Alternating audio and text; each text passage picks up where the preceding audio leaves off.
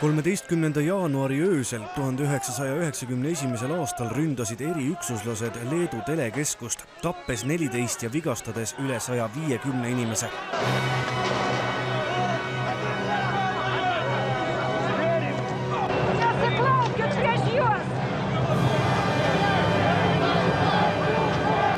Sündmused Leedus tekitasid ärevust ka siin Eestis. Tolleaegse Ülemnõukogu asespiikri Marju Lauristini sõnul tuli sel hetkel koheselt tegutsema hakata. Kuna ma olin Ülemnõukogus ööd ja päevad praktiliselt, kohe oli meil oma erakorralised nõupidamised ja arutelud, mida teha, sest oli selge, et see ei ole ainult küsimus Vilniuses, eesmärk on ikkagi Baltimaade ülestõus maha suruda ja oli aimatav, et tankid liiguvad lõunast ülesse põhja, nii et Ülemnõukogu tegutses siin väga aktiivselt.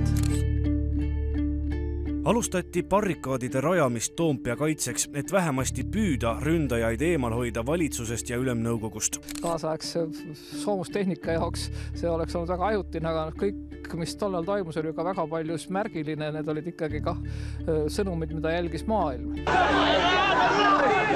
Kindlasti aitaski paljuski kaasa koha pealt üles võetud telepildi jõudmine terve maailma ekraanidele. Ja see ongi üks põhjus, miks pärast ei õnnestunud see Baltimaade mahasurumine, sellepärast, et Gorbatšov oli siiski lääne reaktsioonile väga tundlik ja seda ei osanud ilmselt ettegi näha, et üle maailma kohe kõik telekanalid kõik näitasid seda, neid ohvreid, seda üksmeelset vastuhakku ja nii edasi, nii et ma arvan, et siin ikkagi just see maailma teleajastu saabumine oli üks tegurid, sellest on ka kirjutatud hiljem. Sündmustesse tõi suure pöörde ka vaba Venemaa eest võidelnud Boriss Jeltsini äkkvisiit Tallinna sama päeva õhtul. Eks temagi tundis, et on viimane aeg midagi kiirelt ette võtta. Ja muidugi, Moskvas Jeltsin vaatas, et kui ta niimoodi ümber piiratakse ja siin demokraatlik võim kukutatakse, siis jõutakse temani üsna kiiresti.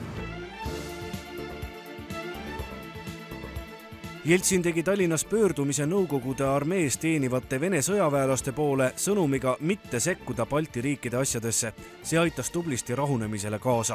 Sündmuste tõsidust näitab ka asjaolu, et Vilniuse veresauna ohvrite matustele pääsemiseks tuli Tallinna linna tollasel juhtkonnal välja mõelda tõeline kübaratrikk. Me sõitsime linnavolikogu esimehe Andres Korgiga ju Tallinna kiirabi autoga, et läbi pääseda ju Vene sõjaväe piilkondadest, kes ei lasknud kedagi läbi, aga siis tema oli arst ja mina olin patsient ja nii me sinna läksime ja nii me sealt ka tulime.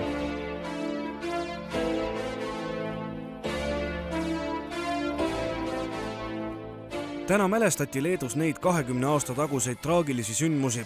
Samas teatas ka Leedu president Dalia Grybauskaite, et jaanuari sündmuste süüdlased saavad kahtlemata karistatud.